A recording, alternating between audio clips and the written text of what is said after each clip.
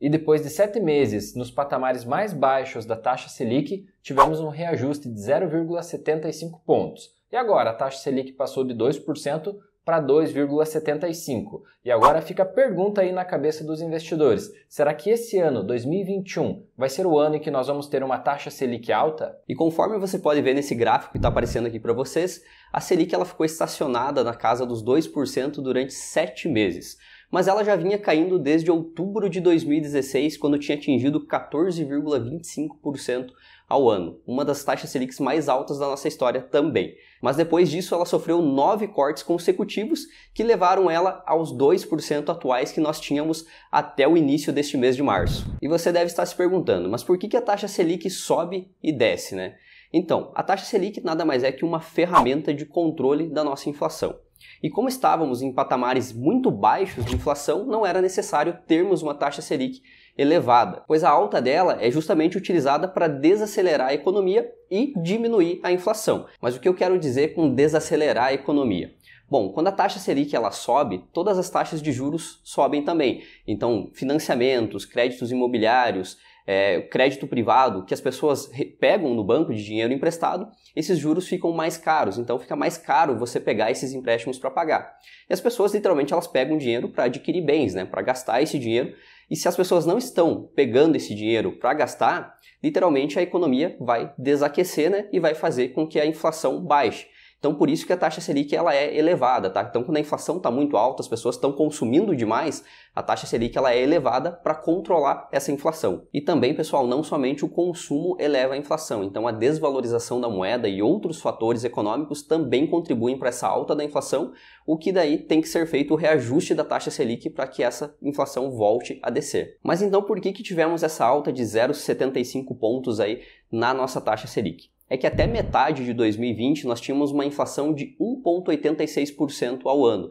E agora em fevereiro de 2021 a nossa inflação saltou para 5,21% o acumulado dos últimos 12 meses. Sendo assim, foi muito necessário fazer esse reajuste da taxa Selic. Sendo assim, mesmo com essa alta da taxa Selic, ainda assim nós temos uma taxa de juros negativa de aproximadamente 2,5%. E você sabe o que é a taxa de juros negativa? Bem, calma aí que você já vai saber. Antes disso, não esquece de deixar o like, se inscrever no canal se você ainda não é inscrito, se inscreve pessoal aí para ajudar no nosso crescimento e também já queremos avisar vocês aqui que na descrição vocês vão encontrar um link com o relatório completo da Levante Investimentos sobre a taxa Selic. Então depois de assistir todo esse vídeo, se você quer um relatório, uma leitura complementar, nós sugerimos que você desça aqui na descrição, baixe seu relatório que é gratuito e você vai ter aí um conteúdo bem legal. E vamos lá pessoal, a taxa de juros negativa significa que o juro que é pago para você em investimentos conservadores não supera a inflação. E é exatamente isso que está acontecendo aqui no Brasil. Se nós observarmos a taxa Selic estava na casa aí dos 2%, agora foi para 2,75%, mas nós temos uma inflação aí na casa dos 4,5%, 5%. Então os preços dos produtos estão subindo entre 4% e 5% e o teu dinheiro que está parado no banco em investimentos conservadores sobe na média de 2,5%, 2,75%. Automaticamente essa conta não bate.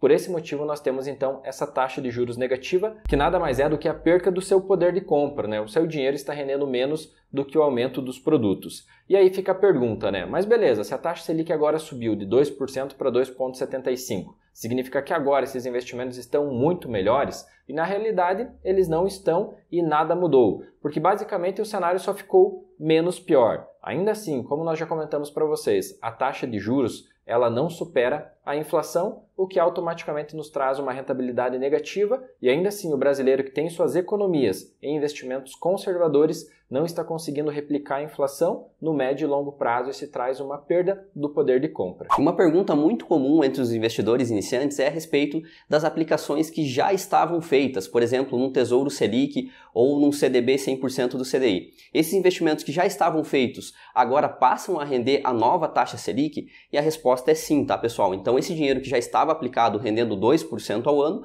agora passa a render 2,75% ao ano. E outra pergunta muito comum é que se a inflação ainda está mais alta que a Selic, então nós vamos ter novos reajustes na taxa Selic, ela vai subir ainda esse ano? E a resposta é que muito provavelmente sim. Segundo o Boletim Focus, eles têm uma meta para que a taxa Selic atinja 4,5% esse ano. a mesma meta que seria a inflação. Em resumo, no final do ano é para terminar no 0 a 0 inflação e Selic. Mas agora fica a pergunta, se a taxa Selic voltar a subir e chegar aí nos patamares dos 4,5%, 5% ou até mais no final de 2021, vale a pena ainda eu me arriscar na renda variável e investir em ações ou fundos imobiliários? Bem, pessoal, nós temos que ter ciência que a renda fixa, basicamente, ela vai manter o seu poder de compra, ela não vai trazer uma multiplicação do seu capital. Por esse motivo, investir em renda fixa é muito bom para você guardar aí seus objetivos de curto e médio prazo, como por exemplo, sua reserva de emergência, reserva de oportunidade, a troca do seu carro no próximo ano, enfim, objetivos que vão acontecer em meses ou em poucos anos. Aí a renda fixa vai conseguir replicar a questão da inflação, etc., com segurança para que você chegue naquela data e consiga realizar o seu objetivo. Mas agora, se falando em objetivos de longo prazo, pensando, quem sabe, na sua aposentadoria ou para você multiplicar o seu capital, nada melhor do que a renda variável, que são ações e fundos imobiliários, porque na renda variável você tem a possibilidade de criar renda passiva, recebendo os dividendos e proventos de ações e fundos imobiliários, né, a parte dos lucros dessas ações, além de participar da valorização desses negócios, assim, tendo multiplicação de capital e podendo gerar renda passiva, coisa que na renda fixa ela só possibilita que você consiga defender o seu dinheiro da inflação. Em alguns momentos, como esse que nós estamos vivendo agora, nem isso está acontecendo, porque nós estamos vivendo um momento de taxa de juros real negativa, o que significa que a inflação está mais alta do que a rentabilidade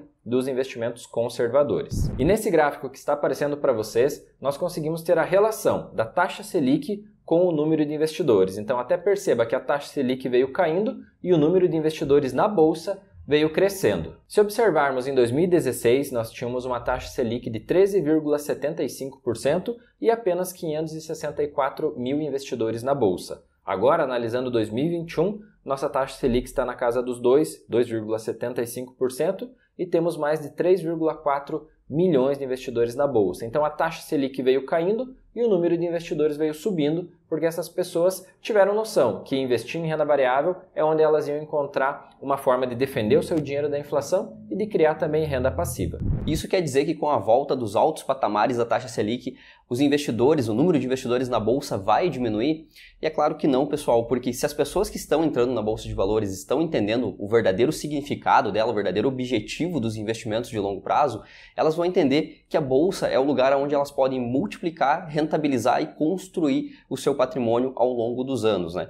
E na renda fixa, principalmente se falando de investimentos só atrelados à Selic, isso é muito limitado, né, Cleiton? É exato, tem aquela frase do Albert Einstein que diz que quando uma mente se abre a novas ideias, ela não volta ao tamanho original. E normalmente isso acontece quando as pessoas vão para a bolsa de valores, aprendem da forma correta a investir em ações e fundos imobiliários, elas percebem o tempo que perderam por não estar na bolsa antes, né? Então essas pessoas que foram para a bolsa, dificilmente elas estão esperando a taxa Selic subir aí para 6, 7%, e no momento que a taxa Selic estiver mais alta, elas abandonam toda a bolsa, vendem todas as ações e fundos imobiliários e vão lá investir em renda fixa. Porque elas entendem, né, pessoal, que existe o perfil de investidor. Existe a pessoa conservadora, a moderada e a arrojada. E que você pode investir mesmo sendo conservador em renda variável, mas você vai investir um valor que você fique tranquilo, um pequeno percentual do teu capital. Então, automaticamente não significa, eu tenho ações, eu sou arrojada, etc. Não, você pode ser uma pessoa conservadora, mas vai saber diversificar o seu capital. E como esse conhecimento está chegando nas pessoas, as pessoas estão cada vez mais aprendendo a investir da forma correta em renda variável para se tornar sócio de bons negócios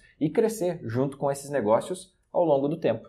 Exato, e ainda a gente não está falando de todo o ganho que a renda variável pode oferecer, né? Estamos falando aqui de rentabilidade, valorização.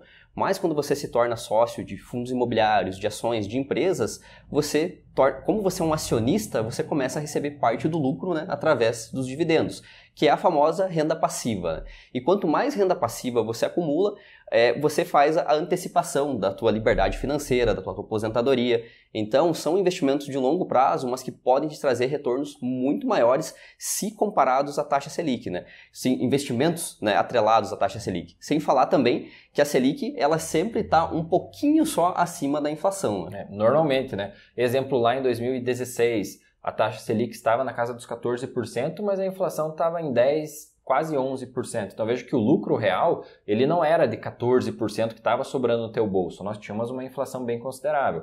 Agora também nós temos, pela primeira vez, o processo invertido, né? Nós temos então a taxa Selic menor do que a inflação. Então, pessoas que estão no bancão tradicional, etc., estão literalmente perdendo dinheiro. Mas a tendência é que com o tempo a taxa Selic suba e ultrapasse um pouquinho a inflação, mas o que vai trazer para você é só a garantia que o teu dinheiro de hoje vai ter o mesmo poder de compra daqui 5, 10 anos, mas ele não vai poder multiplicar esse capital. E se você quer um resumo detalhado de tudo isso que nós falamos aqui no vídeo, lembra que aqui embaixo tem um relatório da Levante Investimentos com esse resumo completo falando sobre inflação, sobre taxa Selic, sobre patamares futuros. Então tá bem completinho, basta você fazer o download e ler esse relatório. Claro, também não esquece de deixar o like aqui nesse vídeo e se inscrever no canal para receber sempre os nossos conteúdos. E quer acompanhar o nosso dia a dia e saber mais sobre finanças, fazer perguntas para nós?